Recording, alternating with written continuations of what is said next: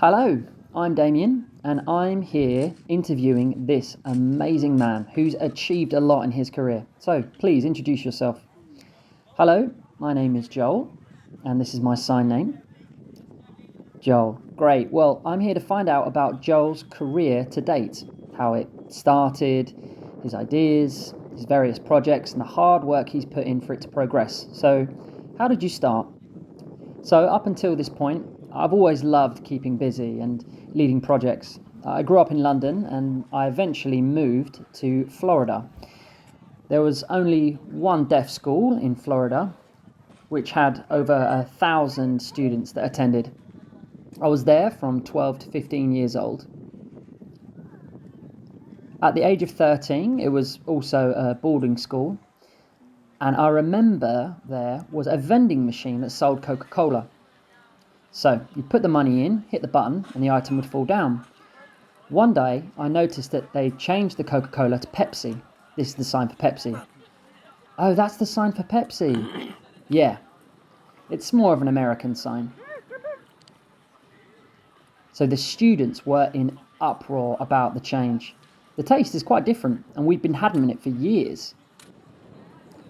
So I had the idea to buy a 12-pack of Coca-Cola and sell it at school. However, we came to learn that the school had an agreement with Pepsi where they couldn't sell any Coca-Cola on that site. They didn't realise what I was doing. Their Pepsi sales plateaued, but my Coca-Cola sales kept increasing. By the time I was 15, I'd moved back to London. So, you were 15, you moved back to London. Did you keep selling Coca-Cola or did you stop? Well, I initially set up a production company called AC2OM. AC2, Access to Communication. Oh, it was an awful name. So many deaf people just struggled to get to grips with it and they were never able to fingerspell it. A2C. Oh yeah, that's Joel's company. That's when I thought of the name VRS instead. It's important to have a simple name. It makes it easier to spell. Yes, yeah, I totally agree. For example, now the community all know the sign WOW, and it caught off super fast. It's important to get the branding right. So that was a valuable lesson I learned about branding when setting up the production company. So what was your inspiration? Your parents or something innately in you? Well, I was born deaf, but my parents are hearing. At around the age of maybe 3, a deaf person taught my mum BSL. And my mum had an opportunity to fly abroad for work. But the teacher, the deaf woman, stayed at home. The teacher eventually contacted my biological mum and asked if she could adopt me, like a second mum. From the age of 3, I had 2 mums growing up. I deeply love both of them. They did have quite a different approach to life though. Let me think of an example. Okay, so there's 2 I can think of. The first is about their personalities and the second is business related. For their personalities, I told my hearing mum, just to let you know, that I broke up with my girlfriend, we're over. And her reply was, oh, not to worry, there's plenty more fish in the sea. So that was that. I then told my deaf mum, just to let you know, I broke up with my girlfriend and we're over. She took a moment to process it, but didn't understand what I meant. So I explained. On Monday, I went to meet with her and we're now broke up. But she still didn't get it and asked if it meant that I'd never see her again. So I had to slowly educate her that whilst our romantic relationship was over, we were still friends. And she finally understood.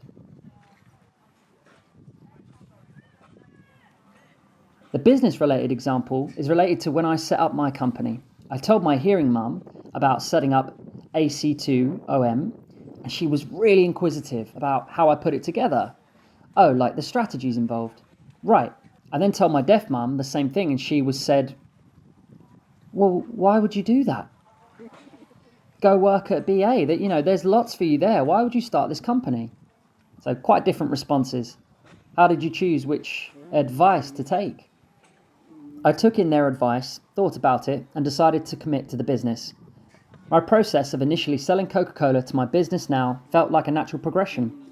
So of course, you love both your mothers, but if you were to separately tell them about something you were working on, they'd always respond differently. Well, my hearing mum would be like, wow, great. Then my deaf mum would be like, oh, okay, good. The pair of them have different lives.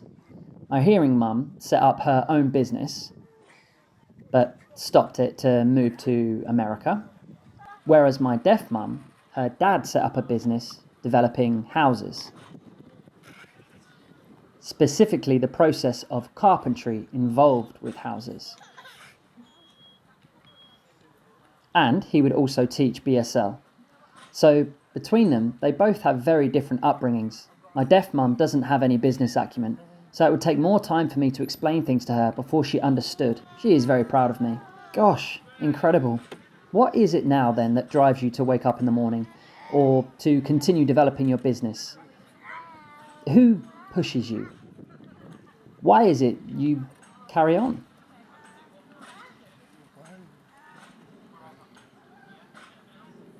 I work every day with a fantastic team. They're all eager to crack on. When I set up the Wow business, previous employees came back to work for me. I didn't expect that, and that was lovely. For sure, you want people like that. Yeah, you want people that are eager. It's also important that I don't feel like their boss. We're all equal. We develop our ideas together as a team, like how to grow the business. We have that tenacity every day. That's brilliant, truly. So I'd like to go into depth now about some of the challenges you've come up against with your business. Of course, all business face difficulties. It's not all plain sailing. Firstly, it's important to make sure the budget covers everyone. Secondly, another challenge I think is disagreements. We've always had disagreements over the years. Of course, but that's healthy. Essentially, it's important not to be scared of setting up a business. I agree. No fear, just persevere. I know you've also been very generous at giving money to other organisations. It's really important to me that when my company was making good profit, for me to give back to the deaf community. I can't forget about their support from using my services. I want to show that by investing in the community, we can set things up like the deaf-led camp here, BEA, and various other things. And it felt good to do that. Also, my team and I felt it's really important to support these various companies financially. We work hard for the deaf community. Absolutely. His company services, Signwow, is a brilliant app. I really appreciate it.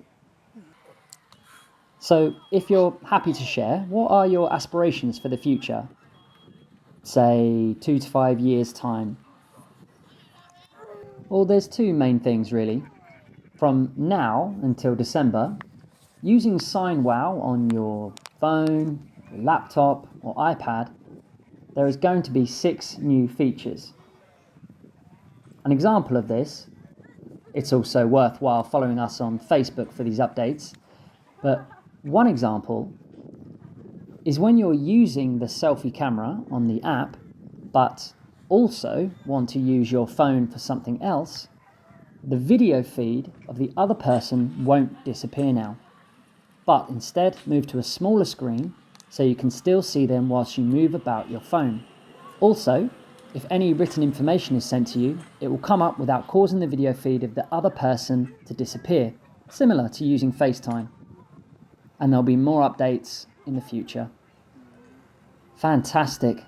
So that's aspirations for your company, but what about yourself? Any more work in education? You said you attended a hearing mainstream school? No, I went to a deaf school. Do you have any deaf family members? So to separate between my two families, my sister, brother, and parents from my hearing side all sign. My deaf parents have 2 sons who are both hearing. So 2 more brothers on that side. So altogether, that's... Oh, I forgot about the additional children. So there's 5 altogether. 3 hearing and 2 deaf. Do they all sign? Yeah, they do. Fantastic. One of the hearing children is Coda, and their sign is superb. They were very much born into a deaf family with their auntie, uncle and mum all deaf, so they had to learn to sign. The other 2 hearing children's sign is coming along, but they're around a strong hearing background. And lastly, the 2 deaf children have deaf parents, go to a deaf school, so they're always signing. It's a really interesting mix between them. Fantastic. Do you think you'll involve any of them in your business as they grow up, or do you think that'll be too hard?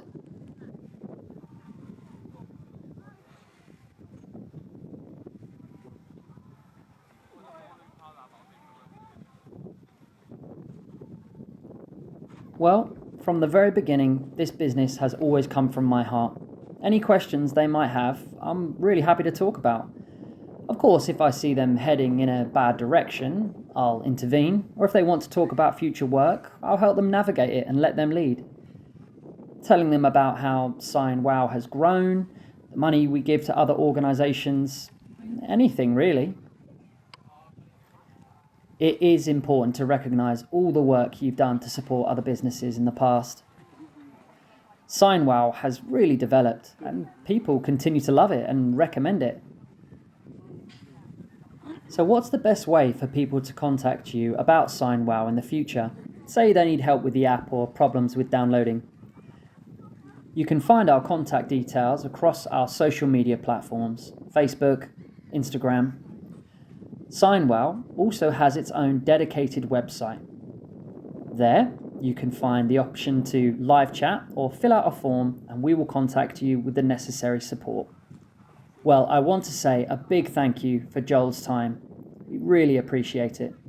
He's very much around for any support you need, so keep watching this space. Thanks again. Thank you.